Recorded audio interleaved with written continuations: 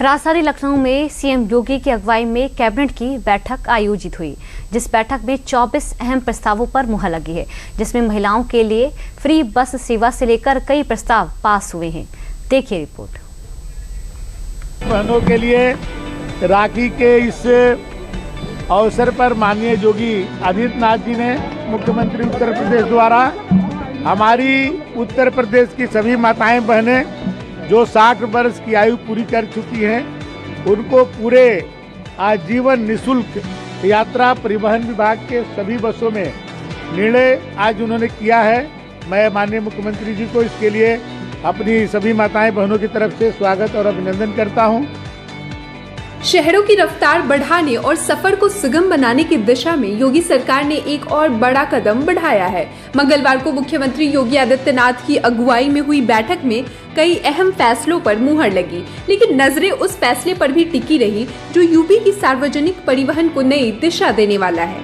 परिवहन मंत्री दयाशंकर सिंह ने इलेक्ट्रॉनिक बसों के लिए बड़ी सौगात दे दिया है, जिसको इस ग्राफिक के जरिए समझते हैं।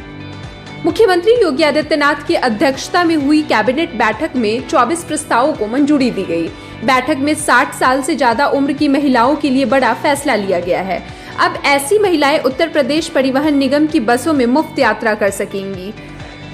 साथ ही 250 इलेक्ट्रॉनिक बसों 42 सीटर और 52 सीटर को 425 की लागत से खरीद के प्रस्ताव को भी मंजूरी मिल गई है। परिवहन मंत्री दयाशंकर सिंह ने बताया कि यह योजना का नाम लोक माता अहिल्याबाई मातृ शक्ति योजना है। बस में सफर के दौरान महिलाओं को अपनी उम्र का सबूत दिखाना होगा। इसके लिए आधार कार्ड या वोटर आईडी कार्ड दिखाया जा सकेगा। सरकार के मुताबिक इस फैसले का फायदा प्रदेश की 1 करोड़ से ज्यादा महिलाओं को मिलेगा।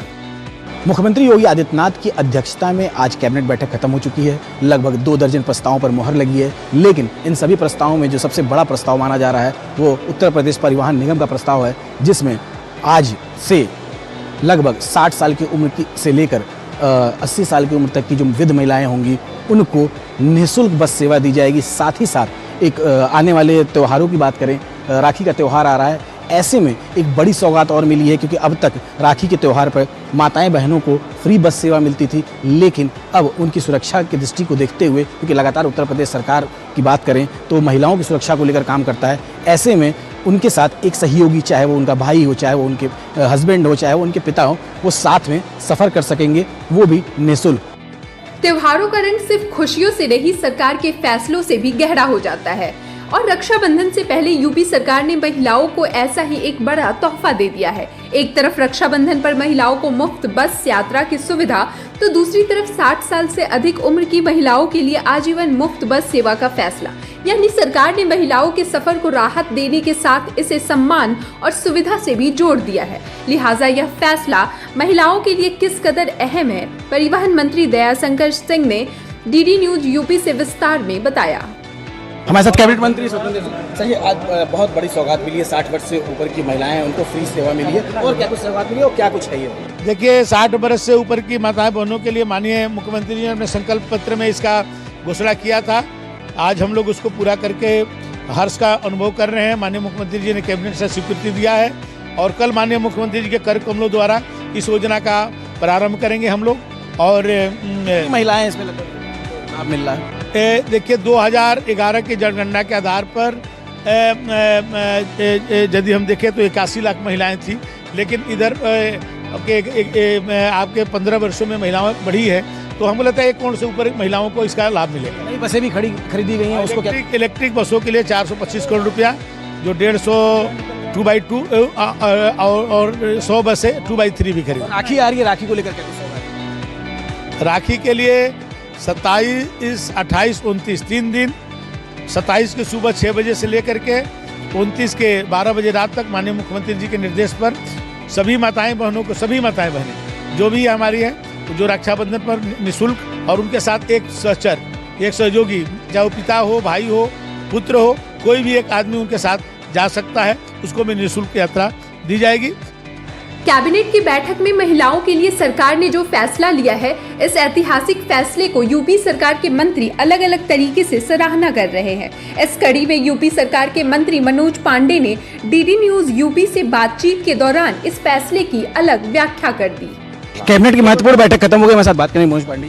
सर, कैसा रहा आज कैबिनेट बैठक? नहीं, बहुत अच्छा रहा। उत्तर प्रदेश के 25 करोड़ लोगों को, चाहे वो किसान हो, गरीब हो, कमजोर हो, समाज के अंतिम पैदान पर खड़ा हुआ व्यक्ति हो, नौजवान हो, इन सबको सामने रख करके हर व्यक्ति को न्याय मिले, हर व्यक्ति को इंसाफ मिले, छात्रों को कैसे हम और अच्छा एजुकेशन से जोड़ सकें, इन तमाम विषयों पे आज निर्णय हुए। राखी का पर्व, लगातार आपका विभाग काम कर रहा है, लगातार जो जमाखोरी और मिलावटी इस पर कार्रवाई कर रहे हैं। कहीं कहीं जमाखोरों के लिए उत्तर प्रदेश में कोई जगह नहीं, जहाँ पे भी मिलेंगे कड़ी से कड़ी कार्रवाई करेंगे।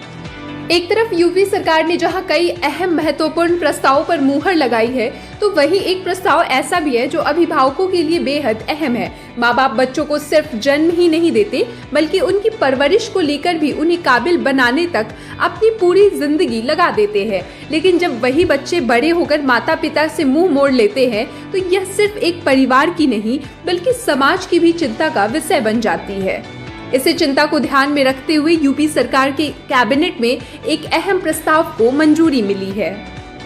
उत्तर प्रदेश में माता पिता के लिए खास तौर से